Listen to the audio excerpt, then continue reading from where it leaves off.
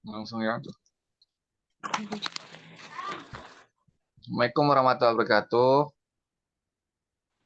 Waalaikumsalam Salam. warahmatullahi Wabarakatuh. Nanti absenin ya di WA ya, siapa yang masuk. Hari ini kita belajar tentang pendekatan dalam ilmu politik dan hubungan ini ya, hubungan ilmu politik dan ilmu sosial lainnya. Sebenarnya banyak sih yang bahas dalam ilmu politik dengan ilmu lainnya itu banyak sebenarnya.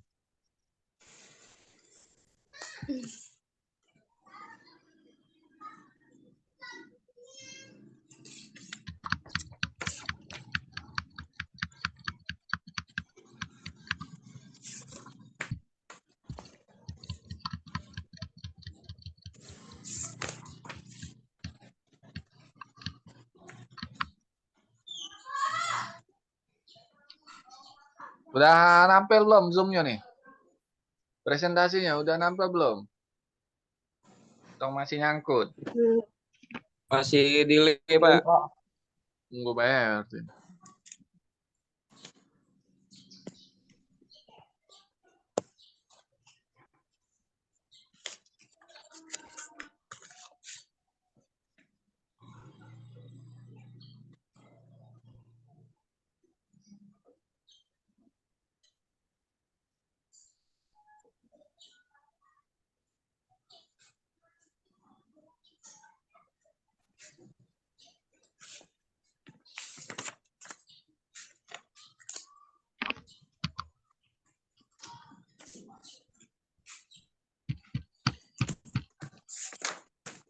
Pendekatan apa saja dalam ilmu politik itu pendekatannya apa, Wer?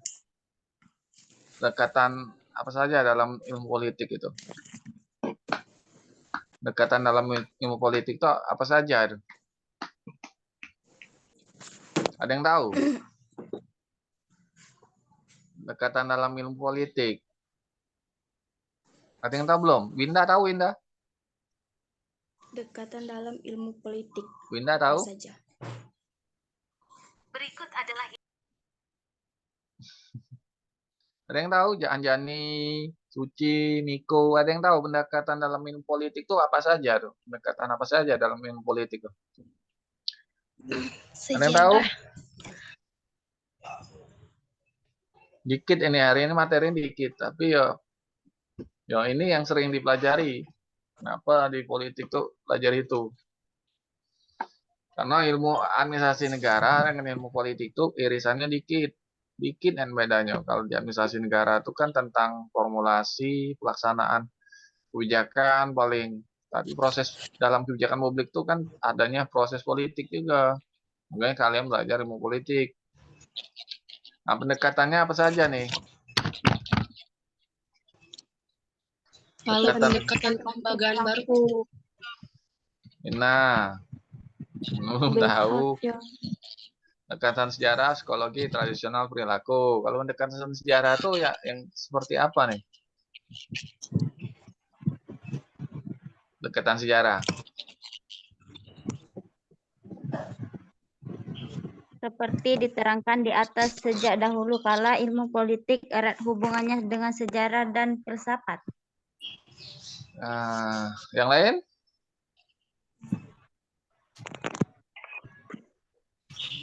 Apa Sophie? Sophie Ya, Pak. Ramadhani.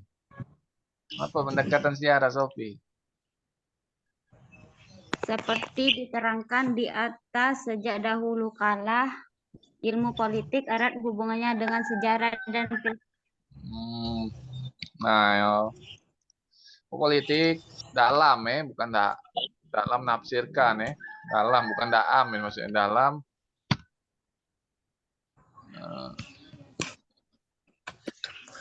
dalam nafsirkan, menyelidiki dan menafsirkan memiliki pertumbuhan gejala politik atau fenomena politik pada masa sekarang ataupun masa yang akan datang yang mungkin terjadi dapat menerapkan pendekatan sejarah. Tapi pendekatan sejarah juga kan melihat juga kan peristiwa-peristiwa masa lampau juga sebenarnya. Walaupun di dalam buku Ranjabar nih ngomong kayak gini, Jokowi Jakobus Ranjabar ngomong seperti ini. Ini ringkasannya ya dari buku ini kan pakai. Kelihatan nggak nih? Nah, buku ini nih. Itu ngomong kayak gini, tapi kan pendekatan sejarah kan sebenarnya bisa ini ya, melihat ya, melihat peristiwa yang terjadi masa lalu juga. Kok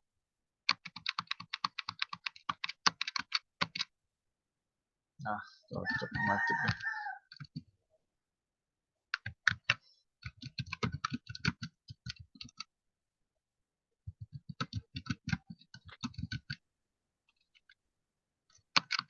Peristiwa politik sini ya, bukan peristiwa ini ya. Politik dan masa lalu.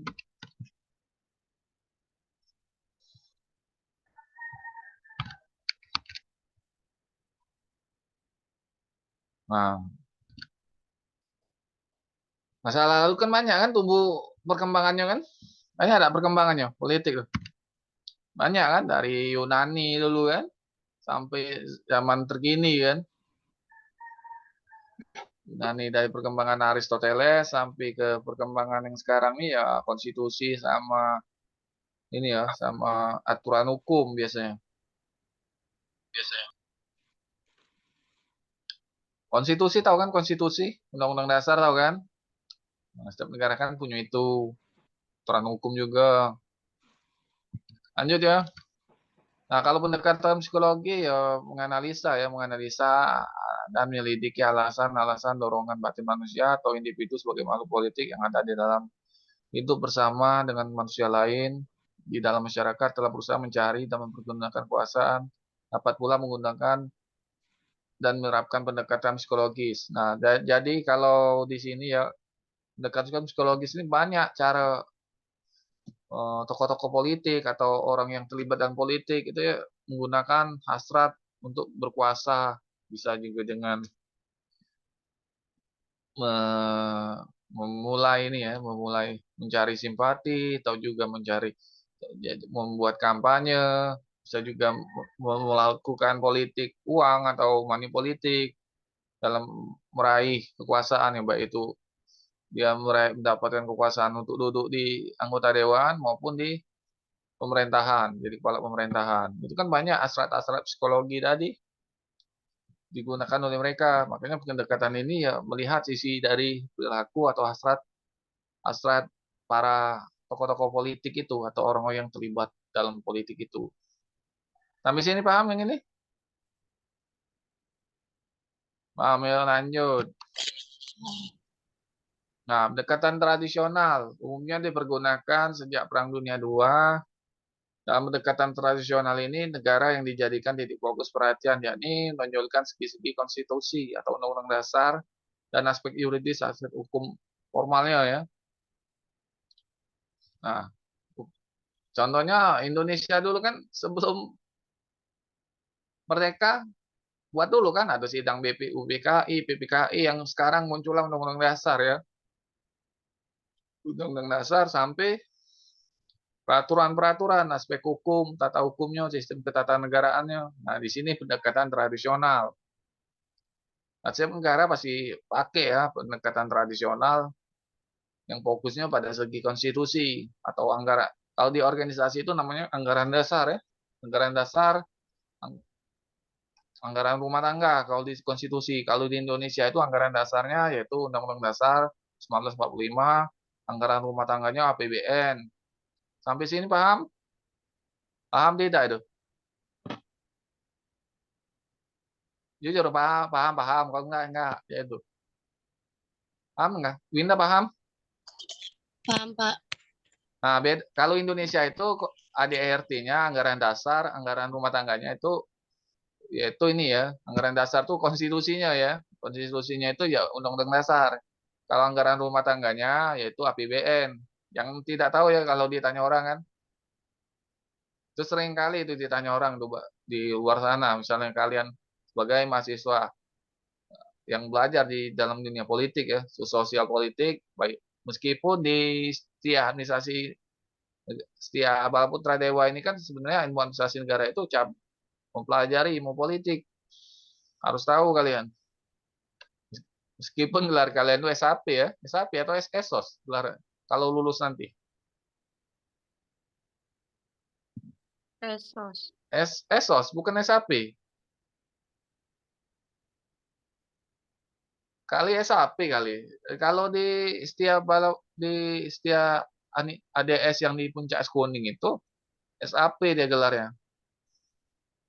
Sama yang di UT juga SAP kalau nggak salah. Lanjut ya. Nah, pendekatan perilaku timbul di Amerika Serikat pada tahun 50-an pasca perang atau setelah Perang Dunia II karena berapa sebab. Pertama itu sifat deskriptif dari ilmu politik sangat tidak memuaskan lagi. Kedua, ilmu politik sudah tidak dianggap realistis, tidak nyata ya, dan sangat berbeda dengan kenyataan hidup sehari-hari. Ketiga, ilmu politik banyak tidak mampu menjelaskan sebab timbulnya komunisme dan fasisme. Keempat, adanya kekhawatiran jika ilmu politik tidak maju dengan pesat, maka ilmu politik akan ketinggalan dibandingkan dengan ilmu sosial lainnya seperti sosiologi, antropologi, dan psikologi. Intinya, dalam pendekatan perilaku ini ya, masyarakat lihat perilaku perorangan atau kelompok dalam dunia politik. Nah, yang kalian lihat itu gimana nih? Perilaku perorangan atau kelompok dalam dunia politik di Indonesia itu seperti apa? Apakah bagi-bagi jabatan, apakah bagi-bagi kekuasaan, atau bagi-bagi proyek? Boleh kalian komen. Kan dalam dunia akademik boleh tuh di dibilang. Kan kita belajar masalahnya. Perilakunya kayak mana nih di negara kita nih?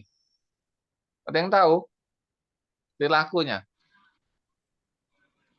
Seperti apa nih? Suci, Miko, Wasabila. Seperti apa nih? Rizky Akbar,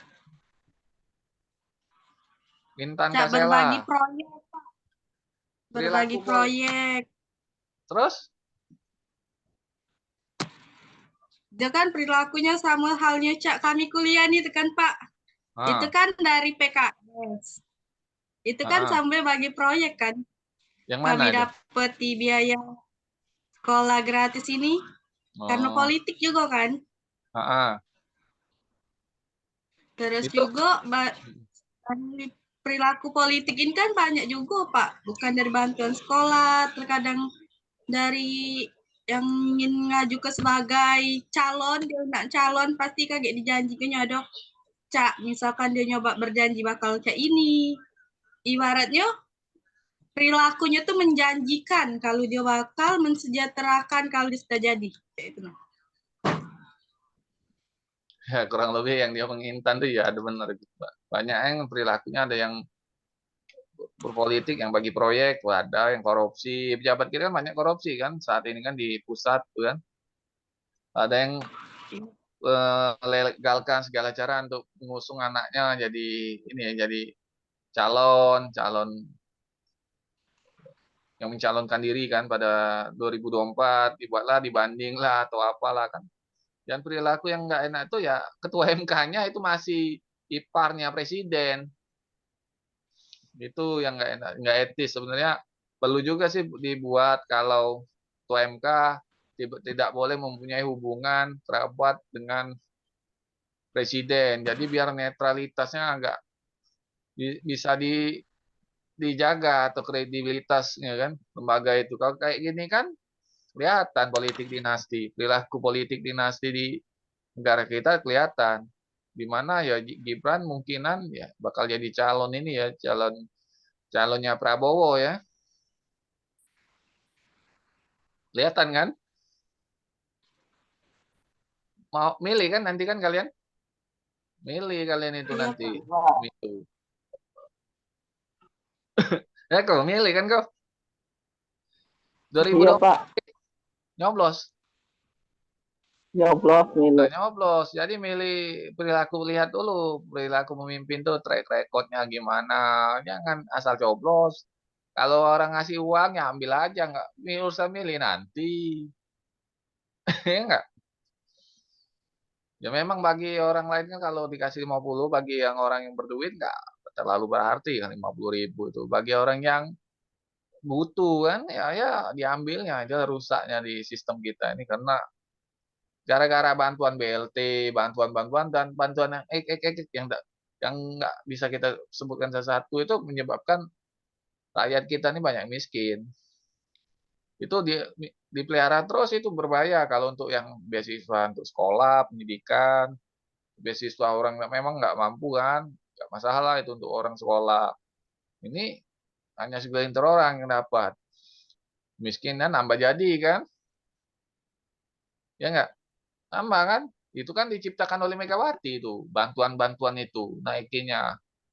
Minyak itu berapa mumbung tinggi, baru SBY naikin lagi, terus Jokowi dinaikin lagi ya.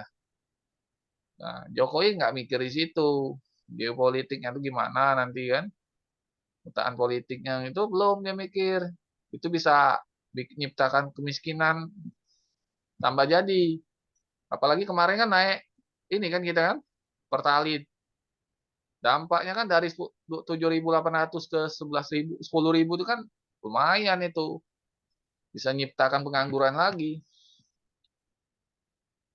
Lanjut ya. Nah, ini dalam politik juga punya hubungan ya, hubungan politik dengan ilmu sosial lainnya, hubungannya ya sejarah dia membahas peristiwa dan perkembangan ilmu politik, perpolitikan dunia.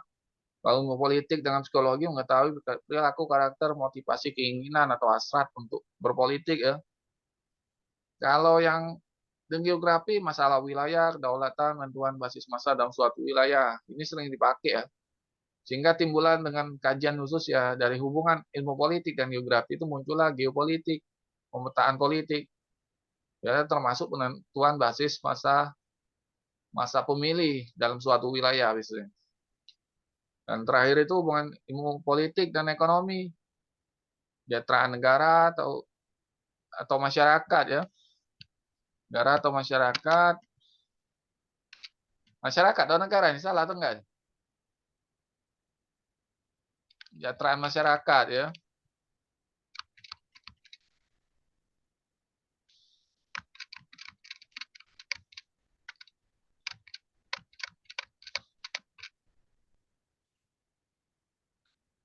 Kesejahteraan masyarakat, penentuan haluan negara biasanya.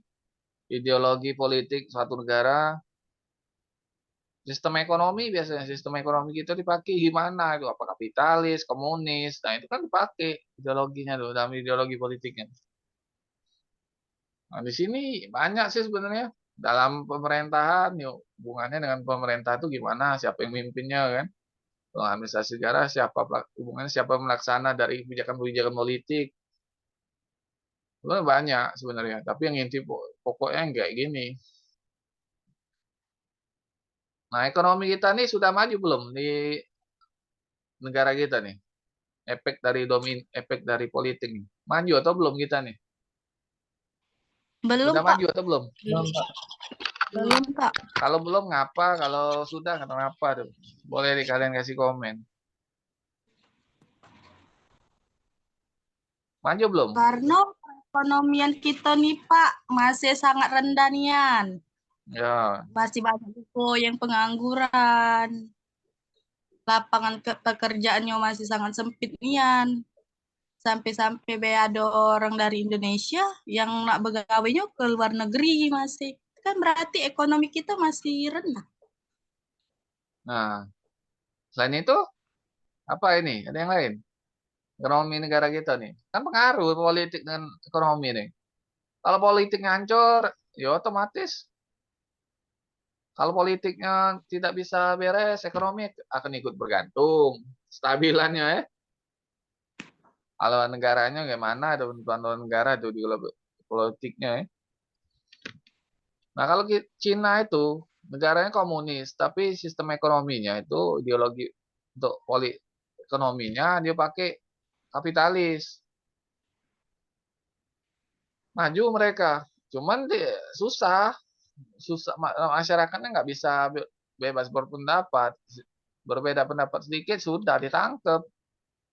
Kita masih enak, masih bisa bicara, tapi yang ujungnya sekarang ini akhir-akhir sini ya demokrasinya agak kurang negara kita nih ya. Ya nggak, Miko?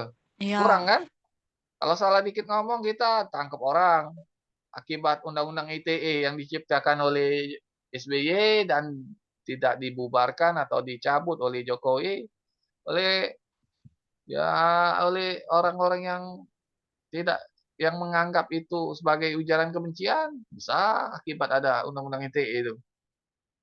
Ujaran kebencian, ujaran apa, ujaran sebenarnya dalam demokrasi kan ya ini ya, politik itu ya biasa berbeda pendapat itu. Tapi ya kalau seperti ini ya otoriter, tidak mau dikritik, nah itu kacau itu. Tidak akan maju ini berpengaruh juga untuk ekonomi kita nih. Kalau pemerintahnya tidak mau menerima kritik dan tidak mau ini misalnya keadaan ekonomi tidak stabil. Nah, otomatis lesu. Perdagangan tuh lesu. Kalau banyak ini kan contoh yang naiknya ini PPN 11% itu.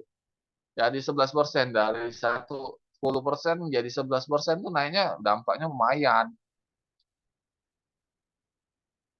Pertalite naik. Turun nggak itu? Minyak sekarang nggak turun lagi kan? Turun tidak? Iya, Pak, ada turun lagi. Tidak Nggak. turun. Nah, hukum di negara kita ini gimana kan? Nggak jelas. Boleh kalian lihat tuh sebenarnya di mana itu. Hukum-hukum di negara kita ini kayak mana. Nah, hubungan dengan hukum juga ada. Politik dan hukum. Ada nggak politik sama hukum hubungannya? Ada kan? Nah, kalau Ada. tidak ada politik, gimana mau buat hukum Kita buat hubungan politik sama Iya. hukum. Salah satu lah.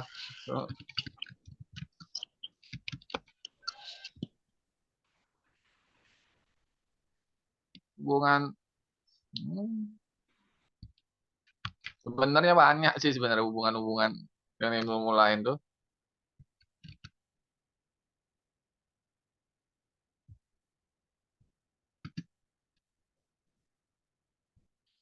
Hubungan ilmu politik dan hukum gimana nih? Mana nih Miko, Nisa, Suci, Rizky Akbar, Ayu Wandira ada Ayu Wandira sini. Ya, politik kan buat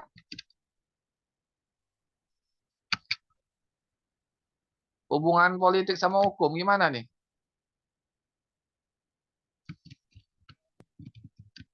Saling berkaitan, Pak. Ilmu politik sama hukum. Ya memang berkaitan, gimana tuh yang berkaitan itu? Politik itu membahas juga aturan hukum, ya nggak? Bahas kan ya kan, Ya. bahasa hukum, tata cara hukum tuh gimana? Ya, dari politik, bahas aturan negara atau aturan hukum. Kaitan juga kan masih ada kan?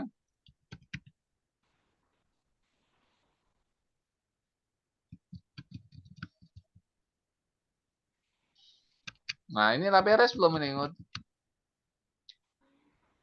Aturan hukum negara kita nih atau baca tidak keruan atau memang tidak keruan, tidak jelas. Nggak Ada nggak? jelas. Hukum di negara kita nih kan ya tebang pilih ya, tajam ke bawah, tumpul ke atas. Kalau koruptor bisa dihukum cuma berapa tahun, berapa bulan, sedangkan orang maling maling ayam bisa setahun 2 tahun. Nah, itu kan bisa di ini kan politik kan bisa intervensi aturan hukum. Bisa nggak? Politik intervensi aturan hukum? Bisa. Ya bisa. Kalau lawan politik mau nyalon, contohnya dibuka kasusnya Muhaimin Iskandar kan pada saat dia di Kementerian Tenaga Kerjaan, entah itu kita belum tahu kan siapa benarnya atau enggaknya itu di kasus masalah di Kementerian Tenaga Kerja tahun 2012.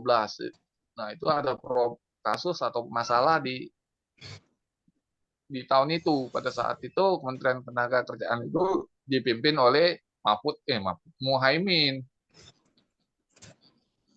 Kalau memang mau ngusut tuntas kasus korupsi di zaman Muhaimin Iskandar itu mimpin, harusnya diusut. Kenapa mau pada saat pencalonan Anies sama Muhaimin mau dibuka?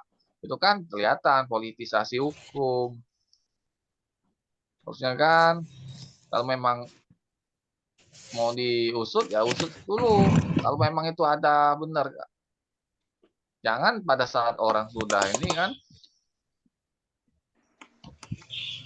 ya dibuat kasus. Jadi citranya kan agak-agak gimana gitu.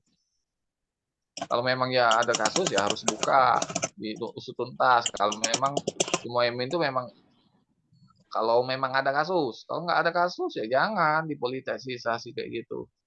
Kalau memang kayak ada yang nggak beres selama dia mimpin, boleh dicek itu. Harusnya kan dari dulu pada saat SBY lengser harus dicek harusnya kan. Dia kan menteri zaman SBY Muhaimin Iskandar itu, bukan menteri zaman Jokowi. Nah, terlepas Muhaimin salah atau enggak kan masih tetap di aturan hukum azas praduga tidak bersalah. Sama seperti Ganjar kan waktu ini kan masalah kasus IKTP. Ujung-ujungnya kasus itu stop, Ganjar dinyatakan tidak tidak bersalah atau tidak cukup bukti kita nggak tahu, hanya Allah dan orang-orang di aparat hukum yang tahu mana yang kebenarannya itu siapa sih sebenarnya yang tahu kebenaran itu.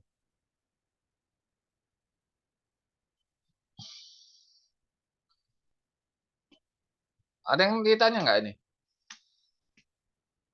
Ada nggak? Tanya lah. Bentar lagi kalian tuh milih nanti 2024 masalah pemilu, kelompok kepentingan, itu kan kalian belajar nanti. Kan pelan-pelan dikit-dikit dulu. Jadi baru ada yang tanya. Udah ini belajar apa kalian? Untuk kuliah apa? Bahasa Inggris. Apa? Bahasa Inggris, Pak. Bahasa Inggris. Tadi kuliah apa? Agama. Agama. Iya, Pak. Enak kuliah online atau offline nih? Offline. Nah, tanyalah sama Mbak Dea atau pihak kampus kalau mau offline. Kalau kami ini nurut aja. Kalau enak sih offline sebenarnya. Bentar, udah masuk.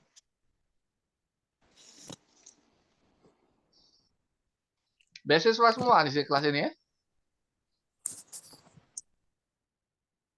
Iya, Pak.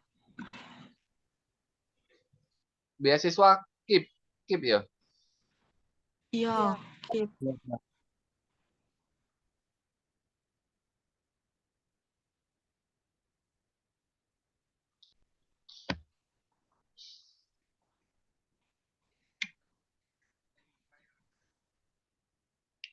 Ya, kalian belajarlah ya dengan baik-baik, manfaatkan kuliah tuh ya, kuliah yang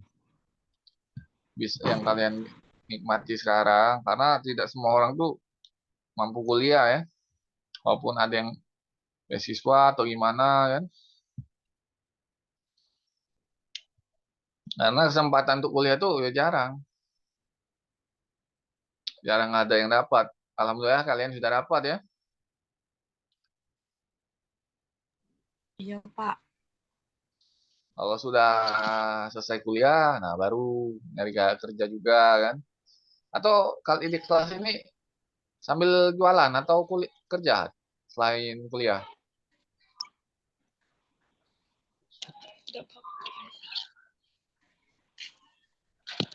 Jualan.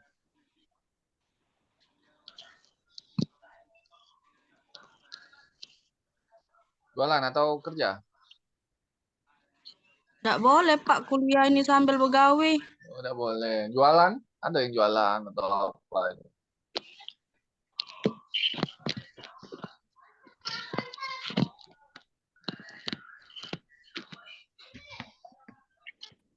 Nggak boleh. Kalian nikmatilah Nggak kuliah boleh sama kawan ini. kena cabut katanya. Sering-sering di kampus ada di kampus ini perpustakaan tempat kalian.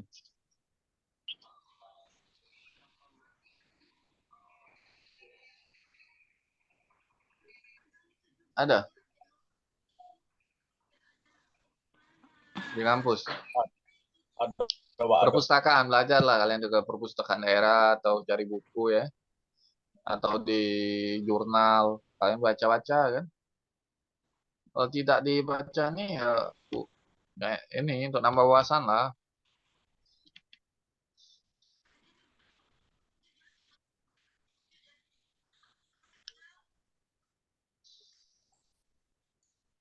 Masih kabut asap di tempat kalian? Masih, Pak. Masih ya. Kabut asap.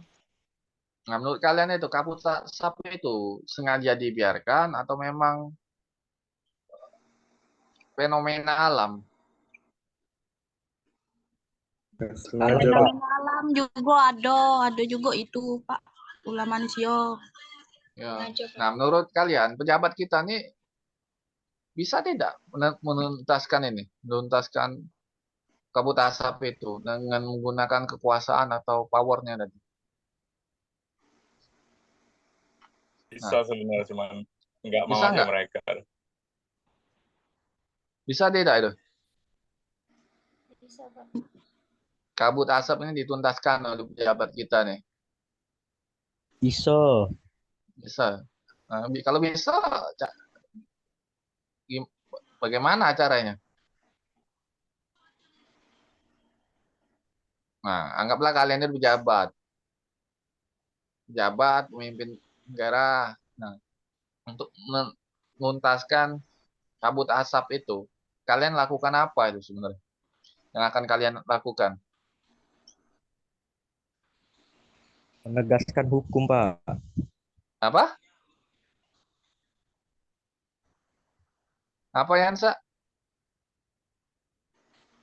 Menegaskan hukum karena itu ilegal kan kalau bakar sembarangan tuh. Terus? Kabut asap tuh sekarang kan kebanyakan fenomena alam karena udah kekeringan, lantak sinar matahari, rumput yang kering bisa kebakar. Iya, Itu bisa. tapi kan ada ada yang sengaja, secara sengaja. Ya, kan ini yang permasalahannya bagaimana cara menuntaskan kabut asap. Kebanyakan kan juga kekeringan karena kekeringan dianya. Cak mana nuntasnya? Kalau kebanyakan sih Pak, biar kabut ini tuntas nian, tiap ada lahan yang kering itu butuh cak disiram ikan kan cak banyak ada helikopter galak ngambek-ngambek ngangkut-ngangkut banyak cak Iya. itu. Sebenarnya fenomena Lebih banyak. kabut asap ini fenomena alam ada, dibakar orang juga ada. Kalau yang fenomena alam yang terbakar sendiri di lahan gambut itu harus dibuat ini apa airnya itu harus dijaga tuh. Kalau tidak dijaga kadar air di lahan gambut ya otomatis bakar sendiri. Kalau yang dibakar orang dibuat aja PT atau orang yang bakar itu dikasih hukuman. Kalau dibiarkan ya seperti ini, asap banyak, cabut izinnya kan? Iya Atau Pak. juga dikasih pelatihan oleh pemerintah itu, petani atau pemilik perkebunan itu pelatihan, pembukaan lahan tanpa bakar. Seperti di Malaysia itu kan pembukaan lahan tanpa bakarnya, sisa-sisa bekas limbah-limbahnya itu dibusukin dulu, baru diolah untuk dijadikan semacam pupuk atau dibuat dibuat untuk jadi ini tambahan nih untuk pupuk lah pokoknya atau juga untuk jadi ini bahan untuk digunakan sebagai pupuk kompos atau pupuk apalah ya itu dibusuin dulu baru dicampur lagi dengan tanah itu dipadatin lagi dengan tanah Kalau di kita kan langsung bakar, biar gampang, ongkosnya murah, cuma asapnya itu yang nggak enak. Dulu efektif pembukaan lahan tanpa bakar di Indonesia kemarin kan 2016 sampai 2000 berapa itu. Nah, tahun ini Pak menjelang tahun politik kebakaran nambah jadi. Sebenarnya perusahaan-perusahaan itu sudah tahu itu titik hotspotnya dari PT mana itu kan bisa dilihat dari hotspot yang ada di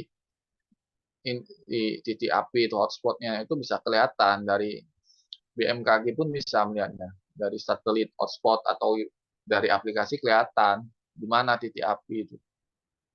Atau ke memang punya rakyat atau PT. Kalau yang udah PT ya tindak tegas aja kan, cabut izin.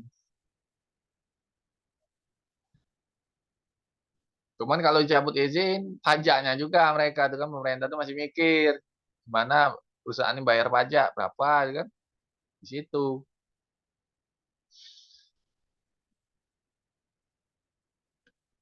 Kalau di Lampung tuh hancur jalan yang hancur ya. Banyak Iya, Pak, perusahaan-perusahaan di jalan. Lampung itu. Yang jelas tuh di Sumsel banyak asap itu. Perkebunan di mana itu ada itu. Banyak lah itu sebenarnya tuh yang masalah titik api itu sebenarnya kalau diatasi ya oleh tim internal perusahaan itu bisa selesai. Kalau memang mereka itu peduli sama lingkungan, dibuat timnya tuh. Cuman ya fenomena sekarang ini asap banyak ya. Banyak kan? Iya, Pak, banyak. Itulah. Nah, kalau yang jadi pejabat bisa ini neken langsung kan pemimpin perusahaannya harusnya diberikan ini dulu surat teguran baru diberikan sanksi. Kalau hari ini tidak ada yang bertanya, kita cukup dulu ya sampai sini ya. Pertemuan hari ini, sampai jumpa di pertemuan selanjutnya. Wabillahi taufiq wal hidayah. Assalamualaikum warahmatullahi wabarakatuh. Nanti materi akan di-share di grup atau juga di YouTube akan dibagi ke grup. Assalamualaikum warahmatullahi wabarakatuh. Waalaikumsalam warahmatullahi wabarakatuh. Wabarakatuh.